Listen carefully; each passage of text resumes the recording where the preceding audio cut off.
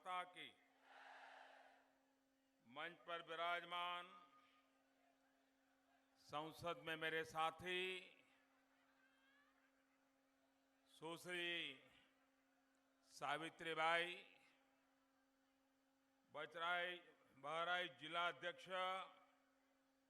श्यामकरण जी टेकड़ीवाल, राष्ट्रीय मंत्री श्री महेंद्र सिंह, संसद में मेरे साथी श्री ब्रजभूषण सिंह, श्री दद्दन मिश्रा,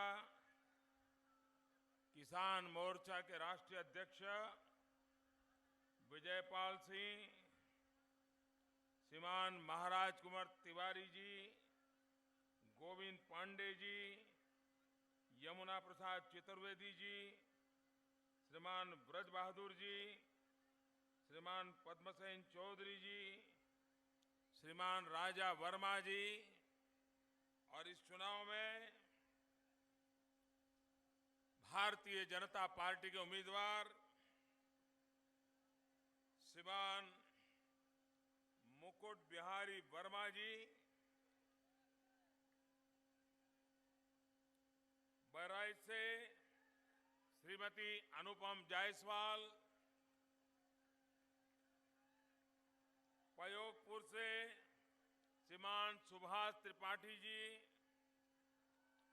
महसी से श्रीमान सुरेश्वर सिंह, बिंगा से श्रीमान अलक्षेंद्र कांति सिंह, मटिरा से श्रीमान अरुणवीर सिंह, श्रावस्ती से श्रीमान रामफेरन पांडे जी, नानपारा से श्रीमती माधुरी वर्मा जी, बलहा से श्रीमान अक्षयवर लाल गौड़ जी,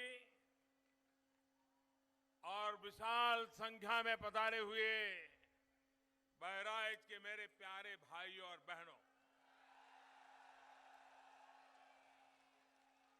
मेरे साथ पूरी ताकत से बोलिए भारत माता की, भारत माता की। बहुत बहुत धन्यवाद।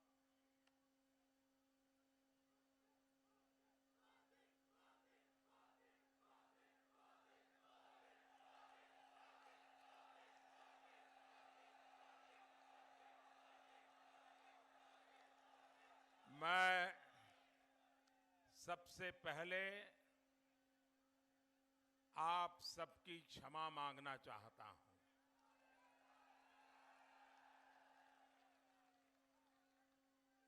क्योंकि मुझे 2016 दिसंबर में बहराइच आना था,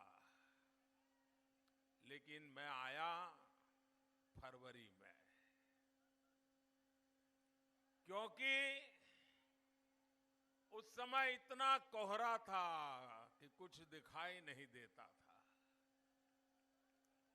ऊपर चक्कर काट करके लौट गया था, लेकिन अब सब कुछ साफ हो गया है। चारों तरफ भाजपा की आंधी दिखाई दे रही है।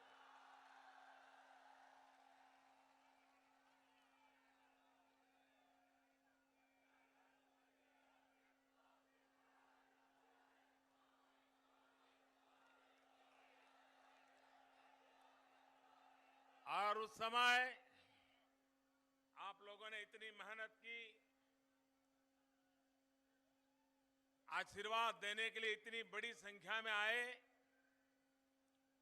मैं पहुंच नहीं पाया। टेलीफोन पर कुछ बात करने की कोशिश की, लेकिन उसमें भी कोई रुकावटें आई।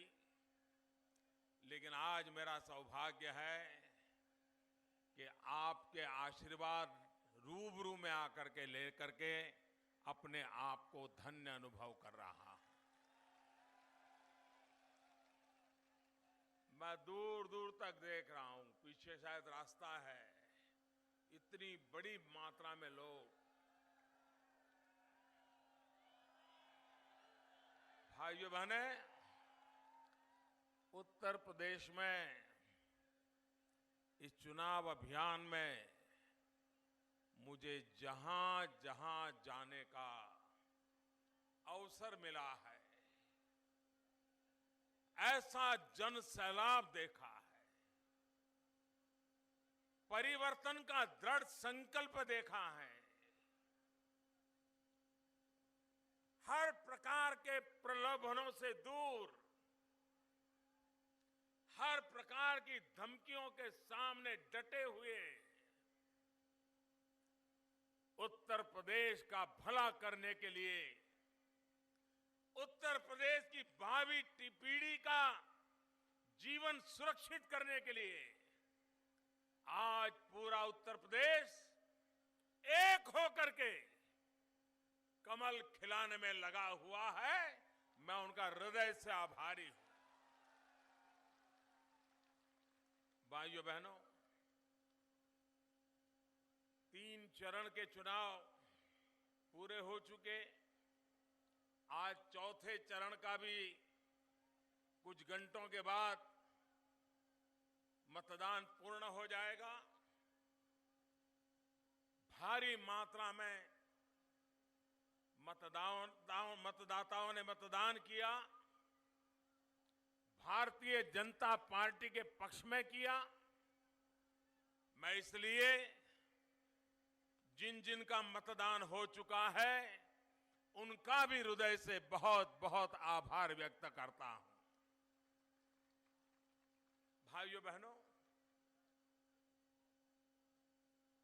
हम सब लोकतंत्र में सरकार बनाते हैं। जब सरकार बनती है तो जनता जनार्दन के कुछ सपने होते हैं, राजनीतिक दलों के कुछ वादे होते हैं, कुछ इरादे होते हैं, लेकिन 5 साल के बाद हर किसी को अपने काम का हिसाब देना होता है। लोगों के बीच में जाकर के 5 साल में का काम हुआ, कहां हुआ, कितने पैसे लगे, कहां लगे, इसका पाई पाई का हिसाब देना होता है। भाइयों बहनों, मैं चुनाव आधा पूरा होने आया है, लेकिन मैं हैरान हूं, उत्तर प्रदेश की सरकार के कोई मंत्री, उत्तर प्रदेश सरकार के मुख्यमंत्री उत्तर प्रदेश की जनता को अपने काम का कोई हिसाब नहीं दे रहे हैं, उत्तर नहीं दे रहे हैं। बताइए भाइयों बहनों, दे रहे हैं क्या उत्तर? उत्तर दे रहे हैं क्या? उन्होंने जो वादे किए, वादे पूरे किए क्या? और आज भी कोई प्रकार के संकोच के बिना, शर्म के बिना टीवी पर आकर के कह रहे, काम बोलता है, काम बोलता है। पुराने जमाने में एक ऐसे नगर में एक नगर सेठ रहा करते थे।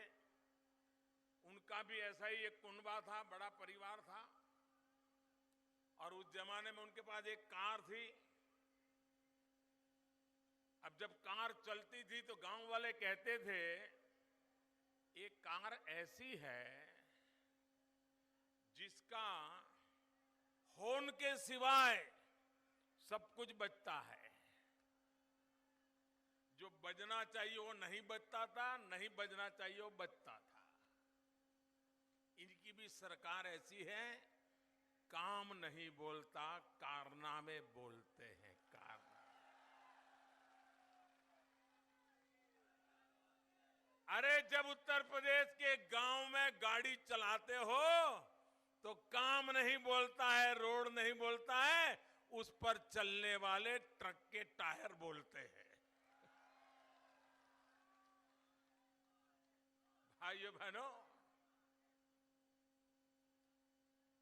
उनको उत्तर प्रदेश के भविष्य की चिंता नहीं है।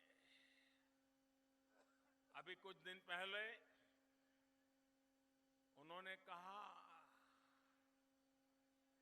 कि हमने दिल बड़ा करके समझौता किया है। क्यों?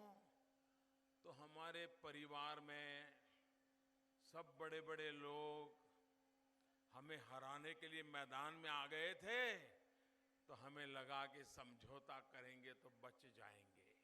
ये मुख्यमंत्री जी ने कहा है और कहते हैं दिल बड़ा करके किया है। अखिलेश जी, दिल बड़ा करके नहीं हुआ, ये तो दिल कड़ा करके हुआ है, मजबूरन हुआ है, आप ही ने स्वीकार किया है। और ये आपको बचा पाएंगे क्या? आज कांग्रेस की कहीं पर भी बचने की खबर आती है क्या? अभी 2 दिन पहले उड़ीसा के नतीजे आए, कांग्रेस साफ हो गई। आज महाराष्ट्र के नतीजे आ रहे हैं, कांग्रेस नजर ही नहीं आती है। अखिलेश जी, वो तो डूबे, तुम्हें भी ले डूबे सनम।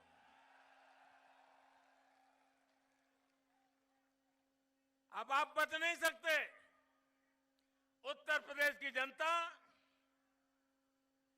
ऐसे अवसरवादी गठबंधनों को कभी स्वीकार नहीं करती है। जो लोग यात्रा निकालकर 2 महीने पहले गांव गांव जाकर के कहते थे 27 साल यूपी बिहार, और अचानक आप उनको गले लग गए। 27 साल यूपी बिहार कहने वाले और सत्ता के दरमियान यूपी को बेहाल करने वाले, ये कहने वाले और करने वाले मिल गए हैं। अब उत्तर प्रदेश का हाल क्या होगा, इसका आप अंदाज लगा सकते हो। भाइयों बहनों, चुनाव में आरोप प्रत्यारोप होते हैं, अपने विरोधियों की आलोचना होती है, तीखे से तीखी आलोचना होती है, बहुत स्वाभाविक भी है। और हम भी ऐसी हर आलोचना को उतने ही प्यार से लेते हैं। लेकिन मैं हैरान हूं अखिलेश जी, मोदी पे हमला करो समझ सकता हूं, भाजपा पे हमला करो समझ सकता हूं, लेकिन बेचारे गधे के ऊपर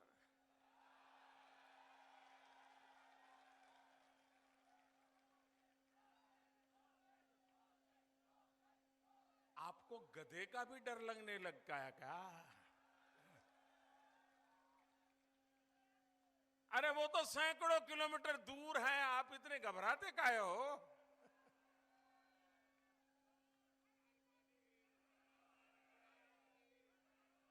और मैं हैरान हूं, ये आपकी जातिवादी मानसिकता, ऊंच नीच का भाव देखने वाली मानसिकता, ये पशु में भी ऊंच और नीच का भाव देखने लग गई। गधा आपको इतना बुरा लगने लग गया। बहुत स्वाभाविक है, आपकी सरकार तो इतनी एफिशिएंट है, इतनी एफिशिएंट है कि किसी की भैंस खो जाए तो पूरी सरकार खोजने के लिए लग जाती है जी। यही तो आपकी सरकार की पहचान है। लेकिन अखिलेश जी, आपको पता नहीं है, गधा भी हमें प्रेरणा देता है।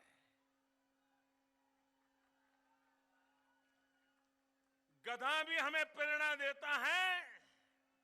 अगर दिल दिमाग साफ हो तो प्रेरणा ले भी सकते हैं। गधा अपने मालिक पे वफादार होता है, गधा अपना मालिक जितना काम ले उतना करता है और कम से कम खर्चे वाला होता है, कम से कम खर्चे वाला होता है।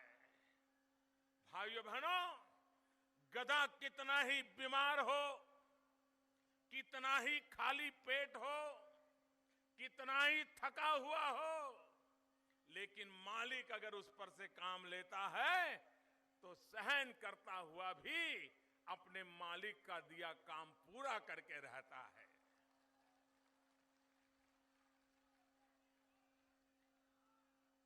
अखिलेश जी, ये 125 करोड़ देशवासी मेरे मालिक हैं।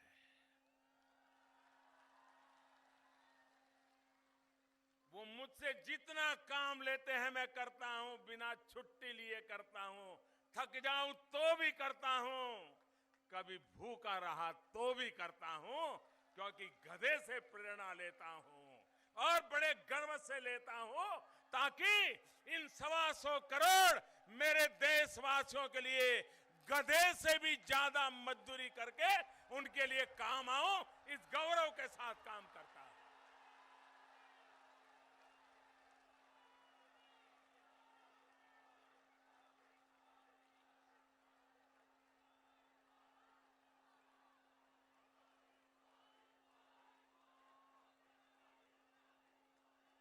और गधा उसकी पीठ पर चीनी हो या उसकी पीठ पर चूना हो, गधा कभी भेद नहीं करता है। चीनी हो तो ज्यादा चलना, चूना है तो नहीं चलना, ये गधे का स्वभाव नहीं होता है। वो तो उन लोगों का होता है जो भ्रष्टाचार में डूबे होते हैं, किस रंग की नोट टेबल पे आई है उस रंग के हिसाब से काम करते हैं। गधा ऐसा नहीं करता है।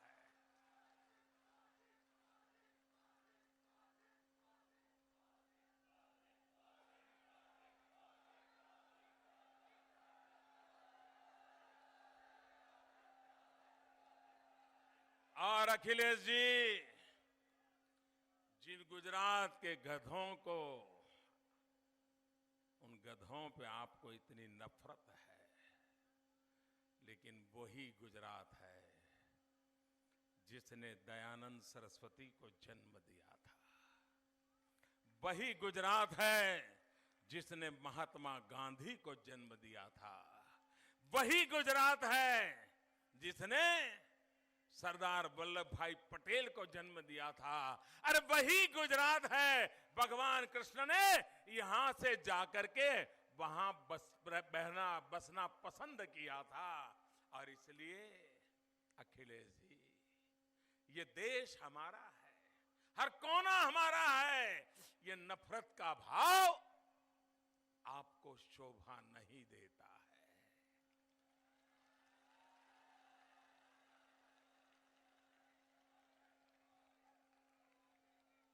भाइयों बहनों, अखिलेश जी के अज्ञान के संबंध में तो मैं क्या कहूं, लेकिन अच्छा होता कि जिनको आपने गले लगाया है उनको भी जरा गौर से देखते, उनको भी जरा समझने का प्रयास करते। आपको पता होना चाहिए, जिनको आपने गले लगाया है उनकी जब सरकार थी, यूपीए की सरकार थी, जिनके गले लग करके आप लोगों से वोट मांग रहे हो, उस यूपीए सरकार ने 2013 में इसी गधों का पोस्टल स्टैंप निकाला था। यूपीए सरकार ने इन्हीं गुजरात के गधों का डाक टिकट निकाला था, डाक टिकट निकाला था। अखिलेश जी, वो गधा कितना होनहार होगा, वो गधा कितना महत्वपूर्ण होगा, ये अब आपको समझ में आ गया होगा। भाइयों बहनों, मैं हैरान हूं। उत्तर प्रदेश जो पूरे हिंदुस्तान को मीठा कर देता है, मेरा किसान जो गन्ना पैदा करता है, वो गन्ने का किसान इसी बहराइच की सभा में मैंने कहा था, लोकसभा के पहले, कि गन्ना किसानों का जो बकाया है, हमारी सरकार आने के बाद पुराना बकाया हम पूरा कर देंगे। 32 लाख किसानों के खाते में सीधे पैसे जमा कर दिए और वो बकाया हमने पूरा कर दिया। क्या कारण है कि उसके बाद गन्ना किसानों को पैसे नहीं देते हैं?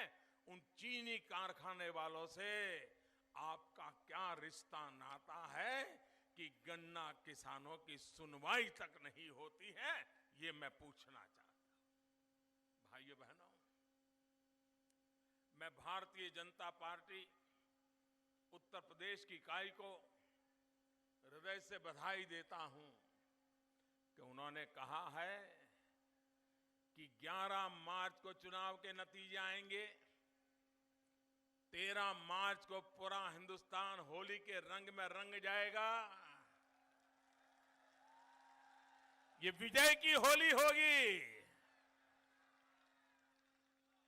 और उसके बाद भारतीय जनता पार्टी की सरकार का गठन होगा और भारतीय जनता पार्टी के मैनिफेस्टो में वादा किया है कि सरकार बनने के बाद जो पुराना बकाया है वो जल्दी से जल्दी लौट दिया जाएगा और आगे से गन्ना किसानों का भुगतान 14 दिन में करने की परमानेंट व्यवस्था कर दी जाएगी।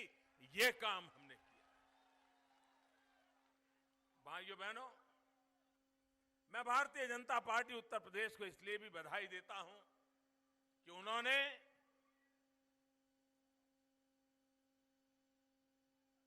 छोटे किसान, उनकी फसल का, उन पर जो कर्ज है वो कर्ज माफ करने का वादा किया है। मेरे बहराइच के भाइयों बहनों, आपको पता है मेरा बहराइच से नाता कितना गहरा है।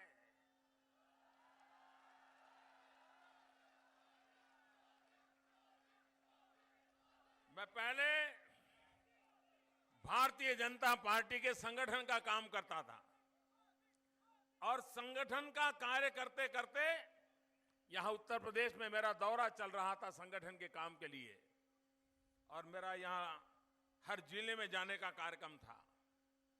मैं बहराइच पहुंचा, संगठन की मीटिंगें ले रहा था। अचानक अटल जी का संदेश आया, तब वो प्रधानमंत्री थे, कि भाई तुम जरा वापस लौट आओ। अब मैं यहां सारा कार्यक्रम बना करके बैठा था,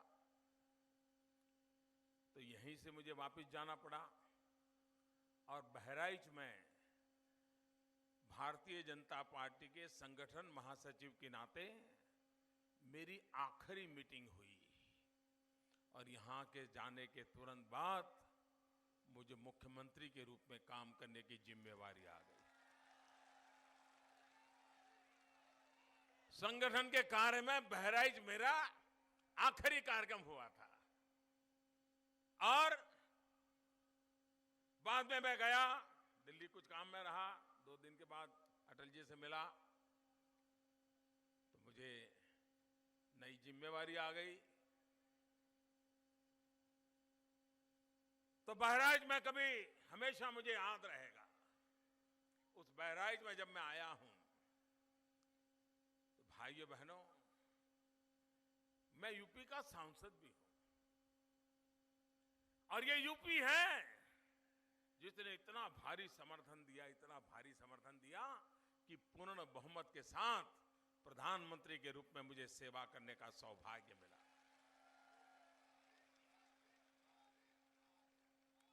भाइयों बहनों, यूपी के सांसद के नाते मैं बहराइच के भाइयों बहनों को वादा करता हूं कि भारतीय जनता पार्टी की सरकार गठन के तुरंत बाद जब उसकी पहली मीटिंग होगी तो यूपी के सांसद के नाते मैं ये देखूंगा कि पहली ही मीटिंग में किसानों की कर्ज नाबूदी का निर्णय हो जाए। भाइयों बहनों, ये हमारा बहराइच ब्रह्मा से जुड़ा हुआ, लेकिन आज उसकी पहचान बन गई है खनन माफिया, खदान माफिया, रेत माफिया, बालू माफिया, शिक्षा माफिया, पानी और वन्य संपत्ति का भी माफिया। कैसा करके रख दिया भाई। ये ब्रह्मा की भूमि बस लूट खसोट की भूमि बना दी। भाइयों बहनों, ये बंद होना चाहिए कि नहीं होना चाहिए? ये सब बंद होना चाहिए कि नहीं होना चाहिए? सब चीज कानून से चलनी चाहिए कि नहीं चलनी चाहिए? और ये सब रोका जा सकता है, ऐसा नहीं कि नहीं रोका जा सकता। आज तो टेक्नोलॉजी और विज्ञान की ताकत इतनी है कि खनन माफियाओं को 1 मिनट के अंदर पकड़ा जा सकता है, उनको सीधा किया जा सकता है। लेकिन भाइयों बहनों, जो निर्णय करते हैं वही माफिया करेंगे तो कौन बचाए जी? अगर पानी ही आग लगा दे तो क्या होगा जी? भाइयों बहनों, मैंने सुना कुछ दिन पहले कि यहां पर महिलाओं के स्वास्थ्य में भी काफी बेईमानी की खबरें आई हैं। कहते हैं कि कोई 65 साल की महिला, उसको 3 बार या शायद 5 बार प्रसूता दिखा करके पैसे मार लिए गए। बताओ साहब, चोरी करने में भी कोई हद पार कर दी इन लोगों ने। ये कैसा काम करते हैं? ये दोनों को देखिए, दोनों ये मिलके चल रहे हैं ना, वोट मांग रहे हैं। ये हमारे बहराइच में सरयू नहर परियोजना, जब श्रीमती इंदिरा गांधी थी तब 1978 में सरयू नहर परियोजना का शिलान्यास हुआ था। आज करीब 40 साल होने आए, 40 साल। भाइयों बहनों, यही लोग सरकार चलाते थे, दिल्ली में भी यही चलाते थे, उत्तर प्रदेश में भी यही चलाते थे, लेकिन आपकी वो परियोजना पूरी नहीं हुई।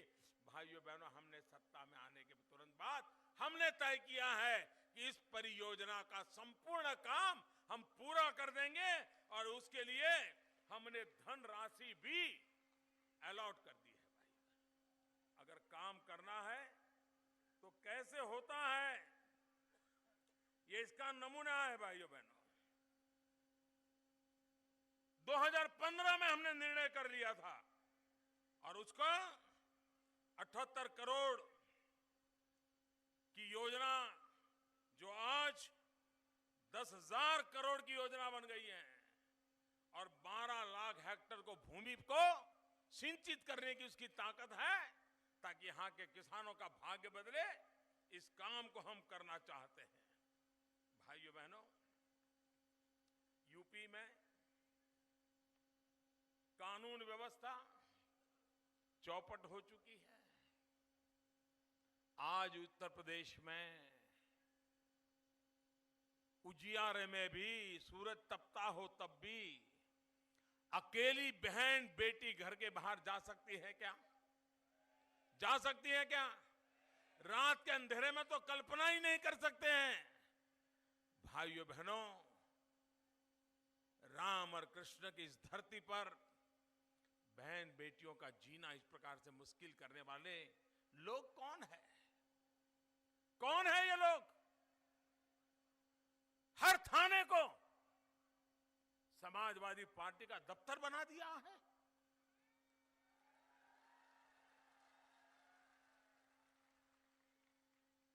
और बेचारा छोटा हवालदार वो क्या करेगा?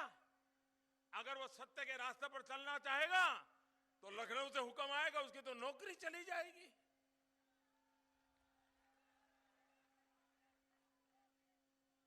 ये काम कर रहे हो भाइयों बहनों। ये ऊपर से नीचे इनका चरित्र में ही समस्या है। समाज के प्रति एक दायित्व होता है। ऐसा कैसा चरित्र कि सरकार चलती है, चले, जैसी चले वैसी चले, लोगों का जो होता है होता रहे। क्या ये चरित्र होता है क्या? भाइयों बहनों, हमारे यहां लोग शुभ काम करते हैं तो गायत्री मंत्र का जाप करते हैं। लेकिन ये दो लोग ऐसे हैं कि चुनाव अभियान कर रहे हैं तो गायत्री प्रजापति का मंत्र जपते हैं।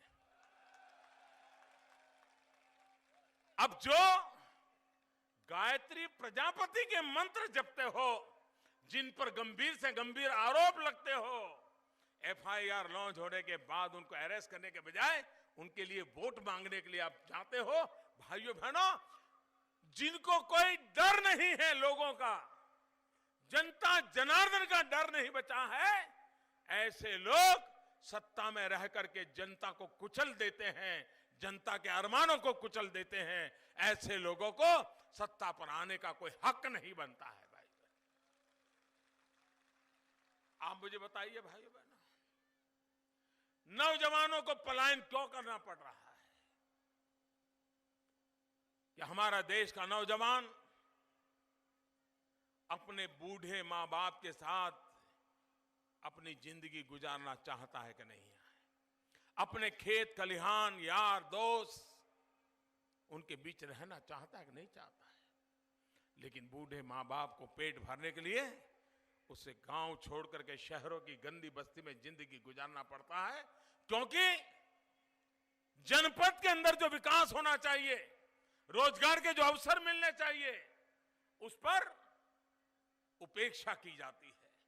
अगर कानून व्यवस्था ठीक नहीं होगी तो कोई उद्योग धंधा कारखाना लगाने के लिए नहीं आएगा, वो डरेगा, माफियाओं को कैसे पालेगा। और इसलिए भाइयों बहनों, अगर यहां कानून व्यवस्था ठीक होती है तो उद्योग रोजगार की भी संभावना बढ़ती है। उद्योग रोजगार की संभावना बढ़ती है तो उत्तर प्रदेश के मेरे नौजवान को रोजगार की भी संभावना बढ़ जाती है। उसको अपना जनपद छोड़ करके, गांव छोड़ करके, अपना बूढ़े मां बाप को छोड़ करके शहर की गंदी बस्ती में जीने के लिए मजबूर नहीं होना पड़ता है। इसलिए भाइयों बहनों, हमारा मकसद है विकास। और जब हम विकास की बात करते हैं तो हमारे दिमाग में साफ है भाइयों बहनों, हम बड़ी बड़ी बातें नहीं करते हैं, आसमान में से तारे तोड़ करके लाने की बातें नहीं करते हैं, सीधी सीधी बात करते हैं। हम जब विकास की बात करते हैं तो हम कहते हैं किसान को सिंचाई मिले, बालकों को पढ़ाई मिले, युवकों को कमाई मिले, बुजुर्गों को दवाई मिले। भाइयों बहनों, समाज के हर तबके के लोगों को, आप हैरान होंगे, ये गरीब गरीब गरीब के नारे लगाने वाली सरकारें, हमारे यहां दवाइयां कितनी महंगी थी और दवाई का दाम कम करने की इनमें हिम्मत नहीं थी। सरकार बनने के बाद हमने इसके पीछे काम लगाया। हमने कहा गरीब आदमी बीमार होता है तो उसका पूरा परिवार परेशान हो जाता है, आर्थिक रूप से टूट जाता है, बीमारी में उसको कर्ज करना पड़ता है। उस कर्ज से मुक्ति दिलाने के लिए दवाई महंगी नहीं होनी चाहिए। हमने 800 दवाइयों की सूची बनाई जो सामान्य मानव को विशिष्ट बीमारी में काफी महंगी पड़ती है। हमने दवाई बनाने वालों को बुलाया, हमने कहा भाई ये गरीब आदमी इतनी महंगी दवाई नहीं ले सकता है, मर जाएगा। वो दवाई से ही मर जाएगा, कम करो। मानते नहीं थे। 1 मीटिंग, 2 मीटिंग, 5 मिनट, पूरी हर चीज की बारीक से हिसाब लिया है। क्या जाता है, कितना खर्चा होता है, कितनी मेहनत होती है, कितना लाइट का खर्चा, ट्रांसपोर्टेशन का खर्चा, पैकेजिंग का, सब निकाला। और भाइयों बहनों, महत्व की जो 800 दवाइयां हैं उसके दाम हमने कम कर दिए। जो दवाई, कैंसर की जो दवाई 30,000 रुपए में मिलती थी, वो आज 3,000 रुपए में देने के लिए मजबूर कर दिया। जो दवाई 80 में मिलती थी, वो 7 रुपए में देने के लिए हमने नियम बना दिया। गरीब की सेवा ऐसे होती है भाई। अगर सरकार गरीब के लिए काम करना चाहती है तो बहुत रास्ते होते हैं। हमारे देश में हृदय रोग की बीमारी बढ़ती चली जा रही है, और जब हृदय रोग की बीमारी होती है तो पता तो चलता नहीं अंदर क्या हुआ है। डॉक्टर भी कहता है कि अब बचना मुश्किल है, नली के अंदर छल्ला डालना पड़ेगा, छल्ला, स्टेंट डालना पड़ेगा। अब वो बेचारा जीवन और मृत्यु के बीच में खड़ा है। डॉक्टर कहता है ये देसी छल्ला डालोगे तो 45,000 रुपया लगेगा, और देसी छल्ला डालोगे तो 5 साल तो निकल जाएंगे, बात की बात बाद में। और ये विदेशी छल्ला है, ये लगाओगे तो 1.25 लाख 1.5 लाख रुपया होगा, लेकिन जिंदगी में कभी मुसीबत नहीं आएगी। तो गरीब आदमी भी सोचता है कि भाई अच्छा होगा, 1.5 लाख वाला लगा दो, मकान गिरवी रख देंगे, जमीन गिरवी रख देंगे, गहने गिरवी रख देंगे, लेकिन जिंदगी तो बच जाएगी। 1.5 लाख का छल्ला लगवा देता है। मैंने जरा जांच पड़ताल शुरू की। मैंने कहा छल्ले के पीछे खर्चा कितना होता है, जरा निकालो भाई। कंपनी वालों को बुलाया, बनाने वालों को बुलाया, माल पहुंचाने वालों को बुलाया, सारा हिसाब किताब लगाया, और अभी पिछले हफ्ते हमने ऑर्डर कर दिया कि 45,000 का जो छल्ला है वो 7,000 में ही बिकेगा, उससे ज्यादा नहीं ले सकते। और 1.5 लाख का जो छल्ला है वो 25-27 हजार रुपए से ज्यादा नहीं ले सकते। गरीबों को लूटने का कोई आपको हक नहीं है। भाइयों बहनों, सरकार गरीब के लिए होती है। अब आप मुझे बताओ, अगर मैं छल्ले बनाने वालों का मुनाफा ताले लगा दूं, दवाई बनाने वालों के मुनाफे पर ताले लगा दूं, चोरी रोक लूं, तो ये सब नाराज होंगे कि नहीं होंगे? नाराज होंगे कि नहीं होंगे? गुस्सा करेंगे कि नहीं करेंगे? षड्यंत्र करेंगे कि नहीं करेंगे? भाइयों बहनों, गरीब के लिए काम करने के लिए मुझे रुकना चाहिए? जरा भी रुकना चाहिए क्या? ऐसे लोगों से डरना चाहिए क्या? रास्ते पे आगे बढ़ना चाहिए कि नहीं बढ़ना चाहिए? अरे हमारा देश का गरीब, हमारे देश का मध्यम वर्ग, उसी की मेहनत से तो देश आगे बढ़ रहा है, और ये सरकार भी उन्हीं के लिए काम करने के लिए प्रतिबद्ध है। धन्ना सेठों के लिए काम करना ये उनको मुबारक है, हमें तो गरीबों के लिए काम करना है, और हम करके रहते हैं। भाइयों बहनों, भ्रष्टाचार, काला धन, ऐसी जुगलबंदी है। भ्रष्टाचार और काले धन ने एक दूसरे को ऐसे गले लगाया है कि जब तक भ्रष्टाचार खत्म नहीं होगा, काला धन खत्म नहीं होगा, जब तक काला धन खत्म नहीं होगा, भ्रष्टाचार का चक्र बंद नहीं होगा।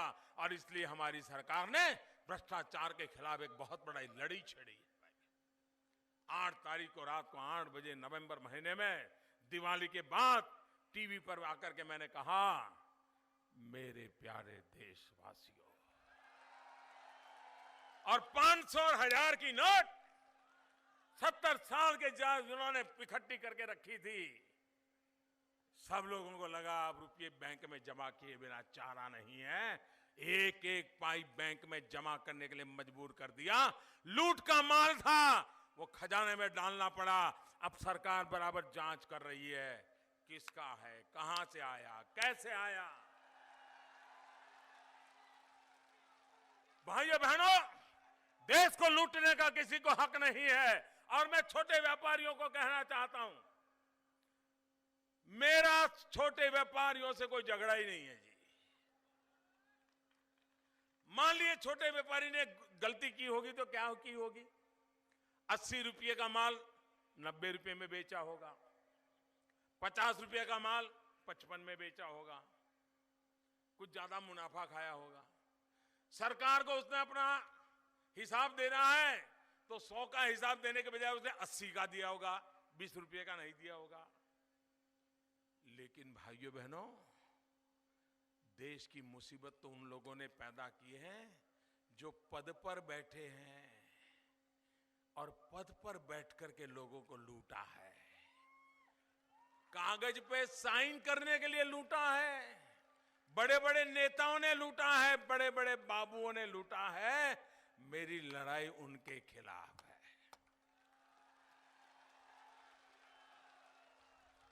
फाइल एक जगह से दूसरी जगह पे ले जाने के अगर पैसे लिए हैं तो उससे बड़ा जनता के साथ कोई द्रोह नहीं है। वो सब निकाल के रहने वाला हूं भाइयों बहनों,